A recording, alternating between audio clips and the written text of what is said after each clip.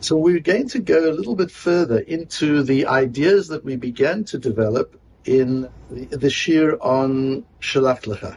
And I'm going to summarize it very briefly because those ideas are so important and so foundational to the way we practice. And they all deal with this tremendous dilemma that every person of faith has, not just Jewish person, but at least we have an approach as to how to work with it, how to approach it. The dilemma between at what point does our belief in our own efforts begin to compromise our faith in Hashem? And we have to put in effort, and we have to do things, and we have to be active. And yet, is that any kind of minimization of faith of Hashem? Does faith in Hashem require that we sit back? We know that it doesn't. But what are the guidelines? How do we know how much effort, when to put in effort, when not to put in effort? What is our approach? And as we discussed in the Shelach Lecha shir, managing of the paradox is the most foundational and difficult part of Avodat Hashem, part of the service of God. There's nothing we have to do that is so difficult as that, because it's so counterintuitive. The need to be able to invest so much effort in something and believe that the effort is not responsible for the outcome. That's like crazy. We're being asked to believe something that is contrary to what we're doing every day of our lives. And it doesn't mean that our effort isn't important in the sense if we didn't put in the effort, as we said in the Shelach Lecha shir, if we don't put in the effort, nothing's going to happen. Remember, we talked about the metaphor of putting the pieces together of a circuit. Or if you're building a home and you're putting all the electrical things into the home, all the lighting and the heating and the air conditioning and the refrigeration and the microwaves and the stoves and everything you're putting in, and then you're still connected to the electricity, and still nothing will happen until you turn it on. But if you didn't, so what's making it work? The connection to the electricity is making it work. But if you didn't have it all in place, you can connect it to electricity all day long, nothing will happen. You need both. You need the components in place so that the electricity can drive through the circuits and can activate them. And it's the same idea here with Hishtadlut and Bitachon, the need to be able to have all the pieces in place so that Hashem can bless our efforts. There can't be bracha if there's nothing to bless. You've got to have the circuit, then you can plug it in and it all lights up.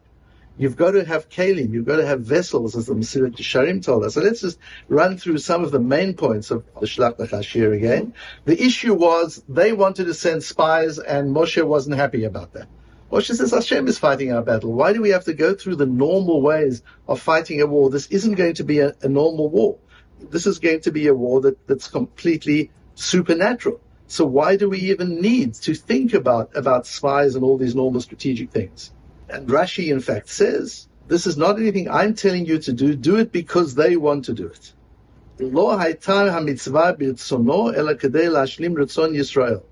This was not a mitzvah that Hashem was happy about, so to say. But the people were so insistent that Hashem allowed it to happen.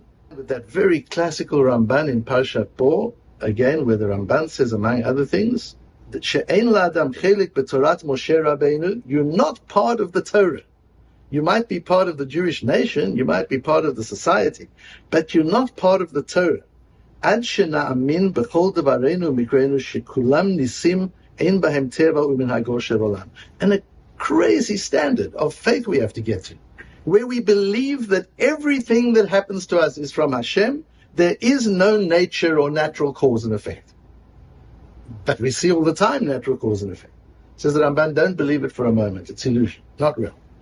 The real thing is Hashem is everything that happens, Hashem has decided. It's an incredibly difficult level to get to, an amazingly difficult standard to pursue.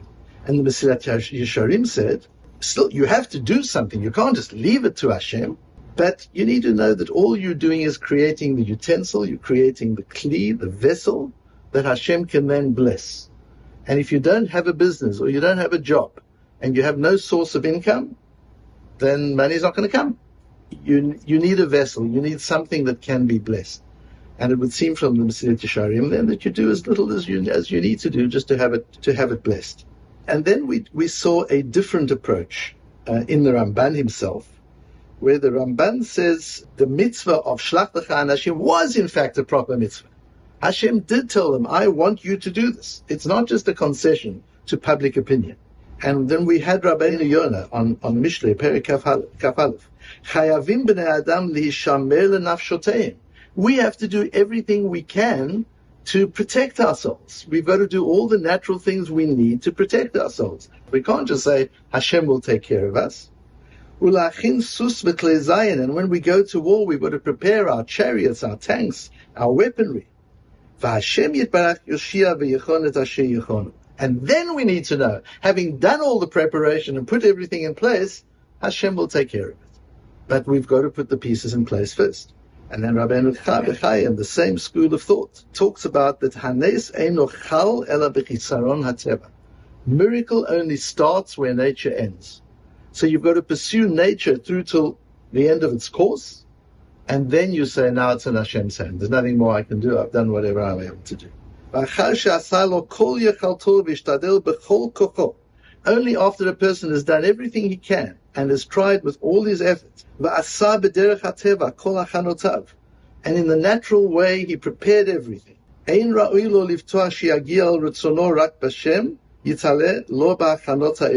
He can't expect Hashem to take care of the preparations that he's meant to make, because all of this is part of the natural sequence. And then miracle can be infused into nature. So we've got to see this partnership. Rabbeinu Bechaya says, and Rabbeinu Yonah says, and it seems to be in the Ramban himself, there is this partnership between nature and hashgacha and miracle. It's not one or the other. It's how you integrate them. It's how you work at the interface of nature and hashgacha.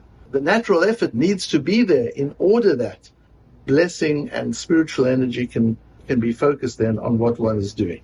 So how does this really work? We've got Rashi in that first Ramban, we've got the later Ramban, and we've got Rabbeinu Bechaya. On the one hand, it seems that, as Rashi is saying, Moshe was not happy with the people's desire to send spies. But according to what we've just learned in Rabbeinu Bechaya and Rabbeinu Yonah, it was the right thing to do. Do as much as you can do, and then you leave it to Hashem. If you think of one of the most miraculous wars that we've had to fight for Eretz Yisrael in modern times, clearly the Six-Day War is the most miraculous of all. They were all miraculous. Every day that the country exists and we're not taken to pieces by those around us is a miracle. But the Six-Day War was as close as we've got in recent times to open miracle. But clearly we had to have an air force. The miracle had to be chal on something. You needed something for the miracles to happen. If we didn't have an army as good and as well equipped as we could have, we wouldn't have had anything. Now, in the War of Independence, we didn't have that level of sophistication in our weaponry. We had that little Davidka that used to make a lot of noise and do no damage. What did we have? We had people that weren't equipped at all. We had people who weren't even trained at all. And even that war was won miraculously. As long as you're doing the best you're able to do under the circumstances, and you can have emunah that once you've done the best you're able to do, you can leave Hashem to deal with the outcome. And we said that really the way to reconcile this is that people have a choice. You can choose to live on the level where you do very, very little, just something so that the bracha can apply to something, so you do some physical effort, but very, very little.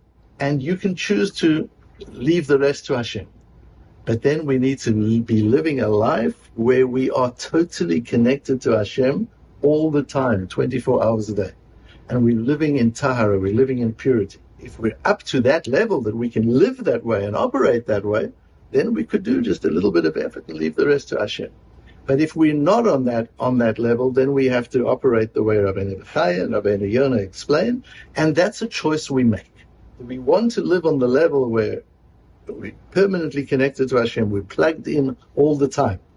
Or do we understand we're living normal, natural lives as well, and we're going to try and integrate the two and bring the two together? And we learned the Gemara in Yuma, in the Masechta that we're learning at the moment, where the Gemara says, "Afal pi she'esh yoredet min hashamayim mitzvah lahavim min ha'edyot."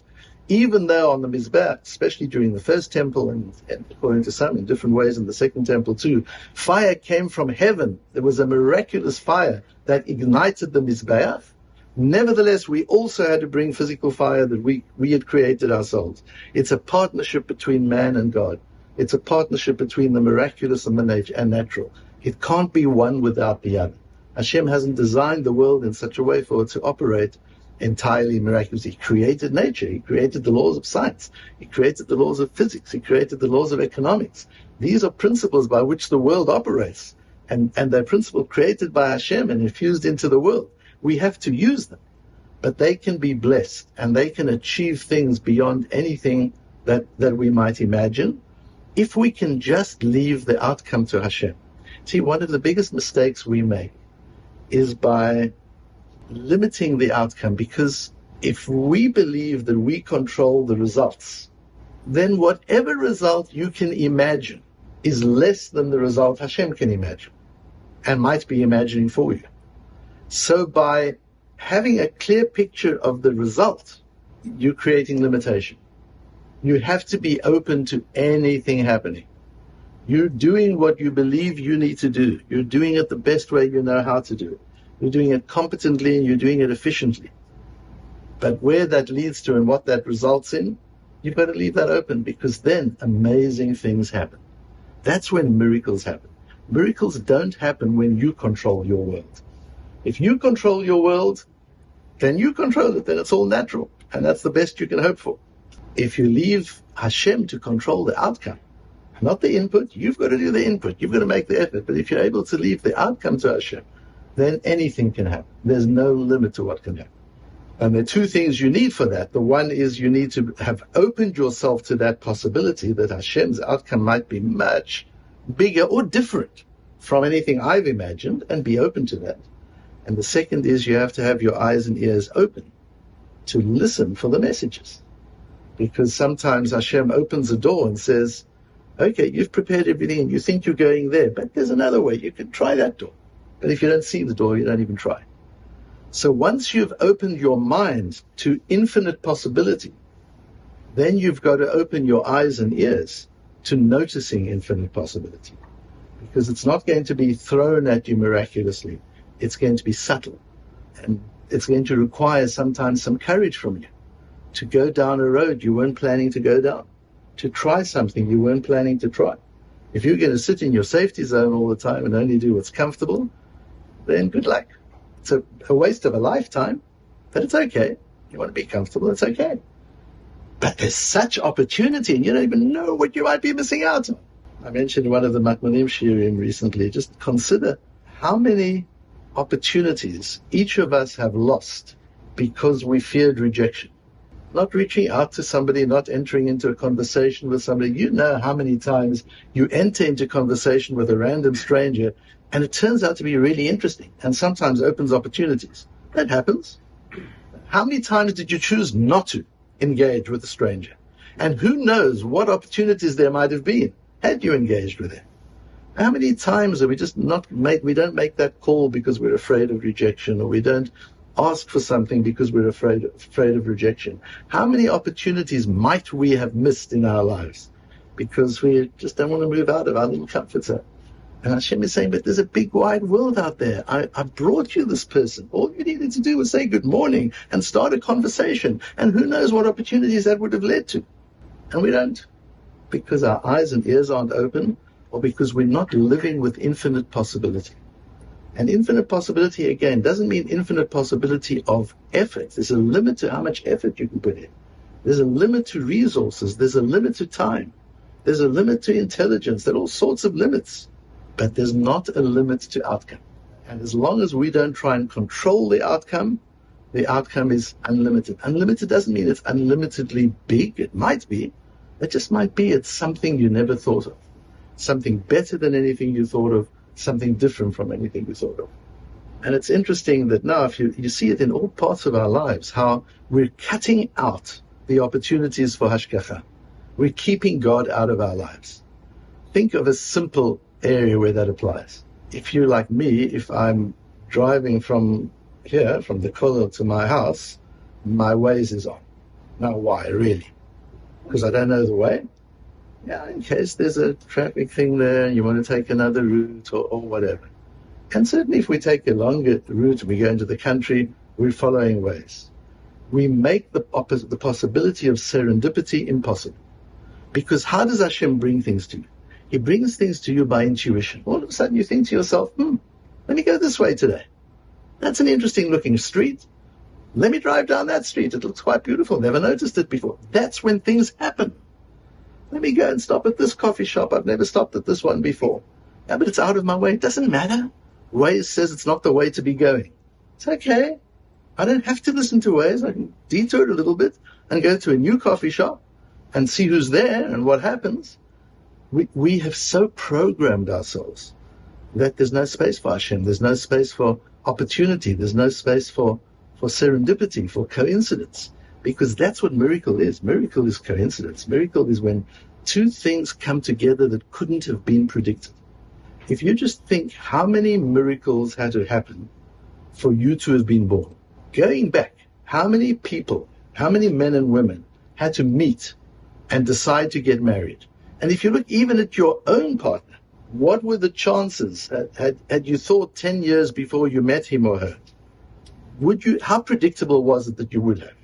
15 years before, or sometimes 3 years before. How predictable was it? It's not predictable at all. Sometimes it's just a crazy crossing of ways. Not the ways with a Z, ways with an AYS. It's just a crazy coincidence. And you go back, your parents and her parents had to meet, and back you go. It's generations and generations of intersections of people meeting under unusual circumstances. So just our own existence is such a string of miracles over hundreds and hundreds of years that had to happen. And so it is with everything in our lives. But if we take such control over it, where there isn't that opportunity for serendipity, then we're limiting the opportunity for outcome. So in all of our areas where we put in the effort, yes, we've got to put in the effort, because without that, nothing will happen. If you don't get in your car and drive, you're not going to see that beautiful road. Some years ago, I took a short vacation in the south of France, and I decided not to use GPS and to have a map only in case I got really lost, but not to look at it. And just get in the car and go. And you see a little village on a hill, and you think that's something I want to have a look at, or I don't. And you see an interesting little forest, and you drive through it, or you see a river. And that was just an amazing experience of allowing yourself to go, wherever your heart, your intuition is to say, I want to go and see this. And the things one sees and what one encounters in life, if we don't limit the outcome. So now let's move into our parashiyot of now, particular the parasha that we're in. But before we start with the parasha that we're in, we need to go back a little bit, because what happened in Shelach Lecha is the people of Israel had an opportunity to make a choice about how Israel was going to operate. Was Israel going to operate by natural law or by miracle? Same as we can make that choice, each one of us. They could make a choice for the nation because they were founding the nation. They were starting it off. What is the foundation going to be? Is it going to be a natural foundation where we do it all ourselves? Or is it going to be by way of miracle as it was in the desert? And by sending the spies, they were making a choice. Remember that? The choice was, we want it to be natural. We understand this. Hashgacha, Hashem will help us, but we want it to be natural. That was a choice they made. They certainly made it from a military perspective. We want to fight this battle using normal means. And yes, we understand there'll be miracles, but we want to put all of our effort into it. Oh my God, as far as we're able to go naturally, we'll put everything we can into this battle so that we own this country. We fought for it. We want to feel it. We don't want to feel it was a gift from Hashem. We want to feel that we did something to own it. That was a choice they made. They now have a choice regarding their economy. They're now about to enter Israel. And their choice now is, well, okay, so militarily you want to do it all yourselves. Economically, do you also want to do it yourself, or do you want this to be a little more miraculous? That's the choice they're facing. That choice they start being educated about back in Parashat Shelach, as they come out of Egypt. They've just crossed the Red Sea. This is early on, before Sinai, in the very beginning. What are we told? Vayavo Marata, they came to Marah. Remember that word, Marata, which means bitter waters, but it means other things too. V'lo yaklu lishtot mayim mimara, the word is used again. They couldn't drink water from Marah. Ki marim haim, because they were bitter. Third time the word is used in the same sentence. And don't think we're finished yet. Aken karashmo Marah. 4 times the word Marah is used in one form or another, in one sentence. People complain, Vayitzak el Hashem, and Moshe cried to Hashem, Vayorehu Hashem eitz. Do you notice the word Vayorehu linked to Marah? We'll see how. So there's a theme. And Vayimtuku Amayim, the water became sweet. Sham Samlo Chok Mishpat V'Sham Liso. That's why Hashem taught them the first principles of Chok, Mishpat, and Mitzvah. Vayomer, and Hashem said, Im Shamoa Tishma L'Kol Hashem. If you will listen to the voice of Hashem, Vayashar Be'einav Ta'aseh, and you'll do what is straight in His eyes. V'hazanta le'mitzvotav, and you'll listen to His mitzvot. V'shamarta kol chukav, and you'll observe all His chukim. Listen to this promise. Kol hamachala asher samti b'mitzrayim lo asim alecha. All the disease that the Egyptians suffered from, I will never let you suffer from. Ki ani Hashem rofecha, because I am Hashem, your physician. A new role. I'm a physician. And He shows them a piece of wood, and He throws the wood into the water. So there are a few things that are interesting that we need to look at. The one is, Onkelos translates, Vayitzak el Hashem, and he cried out to Hashem. Onkelos translates that, V'tzali hidavet. So that's tefillah. So think of the situation now. They're in the desert, no water. So this is the foundation of an economy. No water, no anything. There's nothing. So you need water. Moshe davens. Vayorehu Hashem eitz, Onkelos translates, Va'alfei Hashem a'a. Hashem taught him about a piece of wood, about a tree. Va'alfei, He taught him. This was a lesson that was taking place. And the Ramban says he was teaching him that when Hashem takes care of things, it's not always logical. The wood that He put into the water was in itself bitter. The wood was not a sweet wood. The water was bitter, and the wood was bitter. And we're told in this case, the bitter medicine, medication, the healing of something bitter was able to heal the bitter. You would think normally it's the other way around. If something's bitter, you put sugar into it. But Hashem doesn't work that way. If something's bitter, put more bitterness into it. And Dr. Schumann, who's not here at the moment, told me that that's one of the foundations of homeopathy, that in very diluted and minute quantities, you use the very thing that creates the illness you're trying to prevent or you're trying to cure. And the idea we see already in Kabbalah, we see here with Marah. That's what Hashem taught Moshe. That sometimes when you cure things, it's not always by the logical cure. Here we see the split between when Hashem is taking care of it and when it's done naturally. Now there's something natural. Moshe has to put the wood into the water. The water doesn't just magically turn. There's got to be a physical action. But it's clear because of the bitterness of the wood that the physical action is not responsible for the outcome. So what is responsible for the outcome? The davening, the tefillah. So now you've got this combination. You've got to daven, you've got to pray, and you've got to do something physical. And you've got to realize the physical thing that you did is not what caused the result. That's what Hashem teaches at Marah. The most important lesson of their 40 years in the desert. That Onkelos is based on Mechilta. Rabbi Shimon ben Yochai says, it doesn't say, Her Ahu. He showed him a wood. It says, Hor Vayorehu. There's no aleph in the word. So the root of the word is from moreh, teach. And that's back to this word marah and marim. On the one hand, it means bitter, but there's a lesson in it. This whole experience at Marah was a lesson, and the lesson is you have to do something physical, but there's no correlation between what you do and the outcome you get. That's dependent on your tefillah. But it's more than just tefillah. The Gemara says in Bava Kama on Daf Pei Bet, Dorshei Rushomot Amru, those who really understand how to read verses of the Torah, learn, Ein Mayim Ela Torah. This isn't about water. The Torah is not telling us a story about thirst and water. That's not what the Torah is about. That would be in the history books. This is about Torah. Shene'emar havikot samei l'chul hamayim, as it says, anybody who's thirsty should go to water. Kivan shalchu shloshet yamim belo Torah nilu. Since they went 3 days without Torah, they became kvetchi. They became upset. They became irritated. That's the effect of going without Torah. And this is going to be a very important point for us to understand tonight. And it was because of that at that time, the prophets among the Jewish people, and they decided then, it wasn't done at the time of Ezra, it already goes back to this time. Read Kriyas Torah on Shabbos and Shul. The Korin B'Sheni, and then you skip Sunday and read on Monday. Mafsikim Shlishi Revi, skip Tuesday and Wednesday and read on Thursday. And then skip Friday and read on Shabbos again. Kedei shelo yalinu gimel yamim b'lo Torah. So that the community isn't without the input of Torah for more than 3 days. Because if you go without Torah for more than 3 days, you get kvetchy, you get unhappy, you get thirsty, you behave as a person who's deprived of water behaves. You get desperate, you get uncomfortable, you make everybody around you uncomfortable.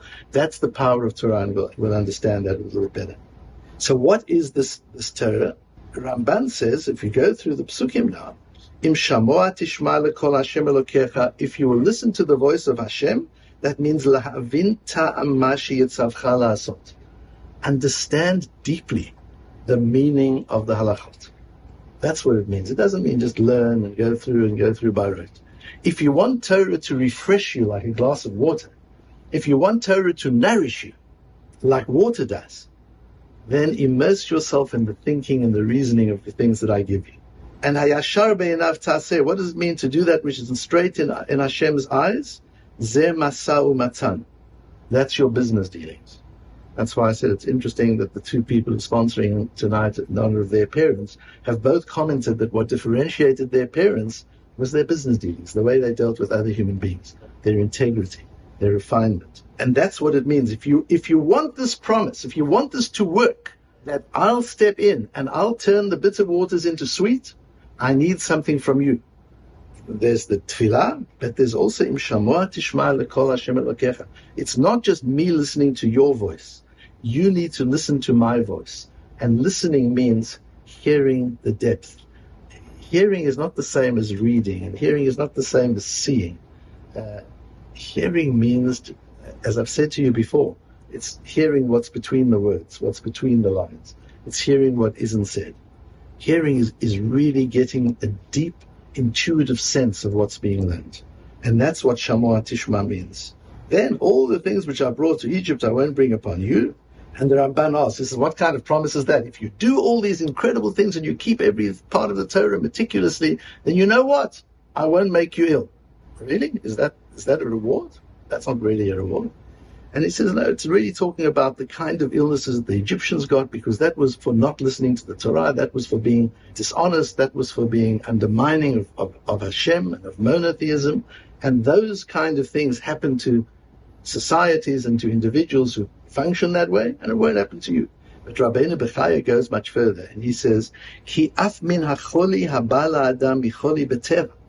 Even normal illness that comes to people naturally, v'noad sheba'olam, tihiyeh nishmar, ki ani Hashem rofecha. I'll protect you even from that. Eshmor briutcha shelo yavor shum choli alecha klal. I will protect your health so that no harm will come to you. Now, of course, it's theoretical, because none of us can keep the Torah with such perfection that we can be sure that this is our protection, that we're not going to get ill because we're keeping the Torah perfectly. So we know it's not going to work on its own. But what's important is the state of mind. Think of how many things people do to take care of their health. If you say to a person, what are you doing to take care of your health? Well, here's my trainer. Adam, what do we do to take care of our health? What do you keep on telling me to do? Work out and push yourself and go faster and go longer and do heavier weights and on. Watch what you eat and just eat lettuce leaves and don't eat all that junk, because you've got to watch your health. It's really important. And that's fine, it's true. What Rabbeinu Bechai is saying, what the Torah is saying here is, yes, fine, that's the natural stuff you've got to do. We just learned you've got to do the natural things. But your mindset should be, if I really want to protect my health, it's my connection to Torah. If I'm plugged into Torah, then my soul is working well. If my soul is working well, the whole system works well, provided I'm not abusing it. Of course we can't abuse our physical system. But when a Jew thinks of, what am I doing for my health today, he thinks, how much have I learned today? Have I learned enough? Have I gone deeply enough? Did I hear the mitzvah? Did I learn a posuk in the Chumash or parasha in the Chumash? Did I learn a piece of Gemara and really hear it? Have I figured out how to apply it? How have I interacted with other human beings? What have my business dealings been like? That's how I protect my health. When you think that way, says Rabbeinu B'chaya, your health will be better. And again, we can't say it's going to be 100%. Of course not, because we're not 100%. But it affects us. It affects our sense of well-being. And affects the way our souls, because we've got to know that we're an entire ecosystem. We're not just one part of us. Just as our body is all parts of our body. You can't say, I'm going to take care of my heart, but my lungs don't really matter. Like when people used to smoke a lot. You can't say that. That's not going to work. It all works together. And it's the same in the neshama. The soul is also part of that system. If we're not revitalizing our soul, and that's where the metaphor of water comes, if we're not revitalizing our souls, then the whole system isn't operating well. So just as we have to physically think of our souls as a system and take care of the system, we can't just do diet or just do exercise. You've got to do both. And it's got to be worked out that it's all balanced and it's right for you. So you've also got to be taking care of the spiritual things, not for spiritual reasons, just for keeping the system functioning well. And then, of course, there's spiritual benefit, but there's also physical benefit in terms of health and well-being. It's a different way of thinking. And until one thinks that way, it's back to the Ramban in Bo. Until you realize, that's what the Ramban means when he says that you don't have a part in the Torah of Moshe unless you realize that everything is miraculous. That means that together with your natural effort, you need to be doing Torah effort. The spiritual effort has to go hand in hand with physical effort. You can't expect success and prosperity only from physical effort. You can, but it's really hard to do it that way. Real prosperity and well-being comes from synchronizing your physical and your spiritual effort. Then you have a part in Torah's Moshe. So if you want to check yourself and just see where am I on the scale of Jewishness, that's the question to ask yourself. When I want to take care of my health, what's the first thing that comes to mind? Tefillah and Talmud Torah, or gym and diet? If the answer is gym and diet, you're not yet Jewish in terms of thinking and connection to Torah. You're a nice person, and you're part of the Jewish nation, and you keep mitzvahs, it's all very good, but you're not what the Ramban says part of Torah's Moshe. If what comes to mind is I want to take care of my health and well-being, that's my connection to Hashem. Am I plugged in? How do we plug in? Tefillah and Torah. That's how we plug in. If that's how I think, now also I've got to take care of everything physical as well. But where does my mind go first?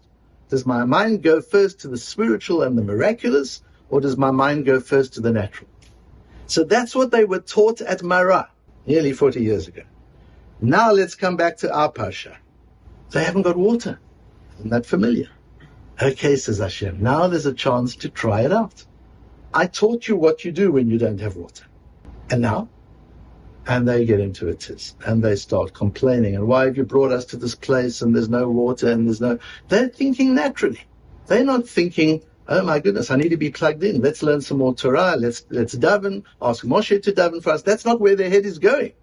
Their head is going, oh my goodness, there's no water here.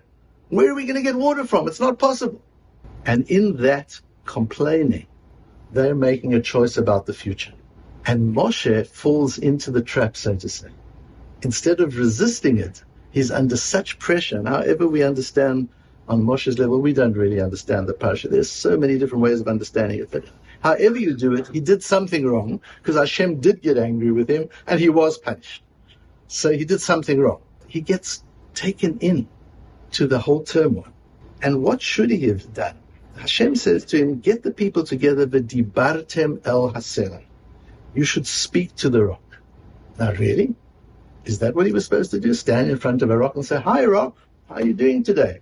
The guys are a little thirsty over here. Do you think we can get some water from you? Is that what he's meant to do? Clearly not. The rock can't hear. Says the Yalkut Shimoni, v'dibartem el hasela, shenei alav perik echad. Learn a piece of Gemara there. Give a shiur. And that will bring the water out of the rock. Just learn some Torah. That's how you connect to Hashem. And when you're connected to Hashem, you allow the supernatural to happen. That's our superpower. We have two superpowers. To connect to Hashem, to plug into Hashem. Again, we've got the circuit. It's not working. Why? Because it's not plugged in. How do you plug in? Torah and Tefillah. Tefillah is us talking to God. Torah is God talking to us. So Torah and Tefillah is conversation. The two together you need for conversation. We talk to each other. Conversation is the way you connect. Isn't that the way you connect? You meet somebody, how do you connect? What do? You've only got one way to connect. That's to talk, have a conversation. That's how we connect to Hashem. What is conversation? I talk to you, Hashem, in my tefillah. You talk to me, Hashem, through the Torah. That's how I hear you. That's how I listen to you. And then we're connected. And says the Medrash in the Yalkut Shimoni, that's what Hashem wanted. Dibartem el hasela. Stand by the rock, Moshe, and give the best shir you've ever given. And that's all you have to do. Then the water comes. Then everything will be done. And Moshe says to them, Shimuna, and what's the next word? Hamorim. Does that word sound familiar? Back to Mara we're going. Morim comes from the word mar, which is bitter. Morim means rebellious people. That all the Medrash says, Shitin harbe yeshbo. There are many different facets to the word morim. But what is the one facet is that we've learned all the way through is moreh. Moshe is calling them teachers. Yes, says the Midrash. Hamorim melamdim et melamdehem. You are trying to teach your teachers. And that's not how you learn Torah. I'm trying to give you a shir, as God told me, and you're busy shouting at me. You're telling me what should and shouldn't be. You're busy giving a shir. Just listen. When one's at a shir, listening is the part that's most important. And just listen. No, they're busy going off and complaining, and you brought us to this place, and now there's no water, and what will become of us? He says, Moshe, are you giving me a lesson, or am I here to give you the lesson? If you're giving me the lesson, you're not plugged into Torah. If you're not plugged into Torah, then we've got to rely on physical effort. Let me see if I can hit this rock and get some water out for you. If you think it can be done physically. Because I want to tell you, that's not the way it's done. And it's the last thing Moshe expected, is that water would flow from the rock after he'd hit it. But he was trying to demonstrate that you're not trying to do something, you're expecting that there's going to be a physical solution. It's not about a physical solution. And you've made another choice. Just as you chose militarily that you want the country to operate naturally, you're choosing a natural economy. You had the opportunity to get water through tefillah and through Torah. That could have driven the economy. And you've chosen a natural economy. The fact is that Eretz Israel still works in a partnership. And so does the whole world, but Eretz Israel more than anywhere else. It's still a partnership between our efforts and God's blessing. And still, if we don't make the effort and if we don't create the utensil and the kli, there's nothing for the blessing to be chal on. There is no possibility of blessing. But it could have been entirely supernatural. That was their choice. That country could have operated on a strategic level and on an economic level completely by nes. And the Jewish people then would have sat in Eretz Israel and served Hashem and learnt the Torah, and that's all that would have had to be done. But they wanted to do it naturally. They wanted the opportunity to do things naturally. And that's what we have right until this day. Their choice was a choice that has affected us all the way through. And yet, we still, each of us, have the choice of where on the scale we want to be. Do we want to function within, as the Ramban says, Torat Moshe? Do we want to function like people who think and act Jewishly? Which means we understand that, yes, we've got to do the natural things, but what really will make the success is plugging in. And the way to plug in is through tefillah and through limud Torah. Or do we think we can just do it all on our own? And it's all our effort. Are we willing to make the effort and then leave the outcome to Hashem and sit back because we know we're plugged in? We've done our tefillah, we've done our limud Torah, and now we can let Hashem do His thing? Or do we think we have to do it all on our own? Those are the choices we make every day. It's not a once-in-a-lifetime choice.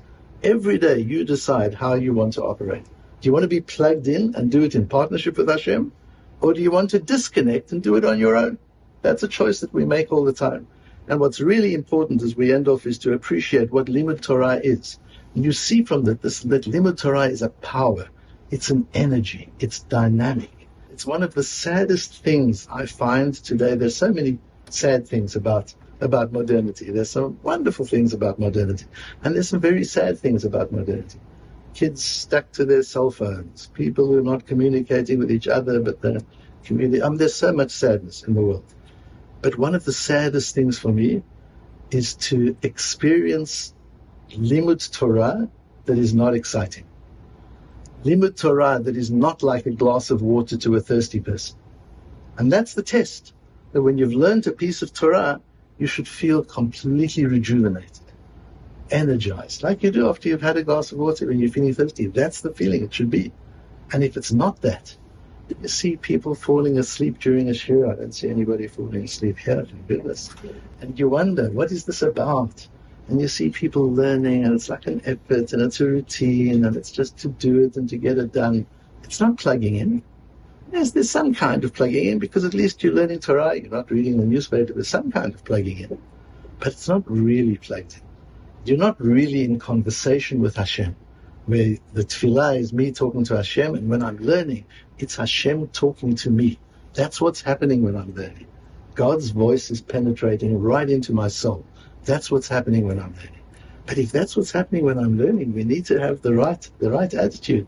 I'm not suggesting you do this or I do this, but there are many, until recently, this was standard until a few decades ago. But even today, there are people who dress up when they learn.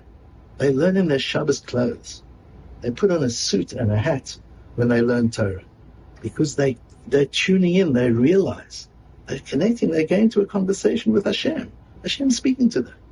Certainly when they daven, they do that. Again, I know times are different and life is different, people are casual, and that's fine, but at least our mindset has to be a proper one, to realize that that's what we're doing. We're actually plugging into a conversation with Hashem, and to do it without distraction, and to do it without multitasking, and to try as much as possible not to do it on Zoom, but to do it physically as you're doing here. But just to make it real, to allow the energy to penetrate, so that one is able to hear and transform oneself and refresh oneself, so that Hashem can take all that energy that you're generating from the Torah that you're learning, and with that energy He can give you the bracha to bring you outcomes that you could never have imagined. Whether it's in little things, like just daily things that happen. Once your eyes and ears are open, you see it every time. Things happen that you didn't think were possible. It could be something as silly as a parking spot opening up for you exactly where and when you need it. Little things like that happen when you're plugged in. Or it could be much bigger things. It could be surprising things. It could be things that you just never expected, or you did expect but didn't think were very... Just keep your eyes and ears open. Because when you're connected in, and you're feeling that energy of you talking to Hashem and Hashem talking to you, anything is possible. We have two sponsors tonight.